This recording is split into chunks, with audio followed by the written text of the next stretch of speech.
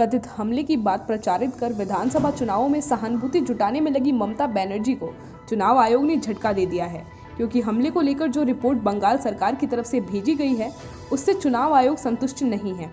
आयोग ने मुख्य सचिव से विस्तृत और स्पष्ट रिपोर्ट भेजने को कहा है। आपको बता दें कि चुनावों के मद्देनजर राज्य में सियासी गर्मी अपने चरम पर है। पिछले चुनाव की अपेक्षा इस बार बीजेपी राज्य में काफी मजबूत दिखाई दे रही है। इससे ममता घबराई हुई है। उन्हें यह खतरा सता रहा है कि कहीं बीजेपी इस राज्य में बाजी न मार ले। लेकिन जिस तरह नंदीग्राम सीट के लिए नामांकन पत्र दिखाए जाने के बाद चुनाव प्रचार के दौरान गत 10 मार्च को पूर्वी मेदिनीपुर जिले में बुरेलिया बाजार में ममता बनर्जी चोटिल हो गई थी, उसके बाद राज्य की राजनीति में नया मोड़ आ गया है। क्योंकि ममता ने जहां 4-5 लोगों द्वारा धक्का दिए जाने के बाद चोटिल होने की बात कही, वहीं मामले का दूसरा तथ्य जो सामने आ रहा है उससे पता चलता है कि जिस जगह पर ममता गाड़ी से उतर रही थी वहां उतरते वक्त खंबे से कार का दरवाजा टकराने की वजह से उन्हें चोट आई। पर चुनाव में जिस तरह सहानुभूति बटोरने के लिए घटना की हकीकत को बदला जा रहा है उससे चुनाव प्रचार की भी दिशा बदल गई है। मूल मुद्दों की बजाय अब इसी घटना की चर्चा हो रही है। कोलकाता स्थित SSKM अस्पताल में भर्ती रही ममता बनर्जी को अब अस्पताल से छुट्टी मिल गई है। उन्होंने अपना कोई भी चुनावी कार्यक्रम रद्द नहीं किया है। वे यह भी ऐलान कर चुकी है कि वह व्हीलचेयर से ही प्रचार करने पहुँचेंगी। ममता का जनता तक यह संदेश पहुँचाने का मतलब साफ है, क्योंकि मुख्य विपक्षी पार्टी के रूप में उभरी भाजपा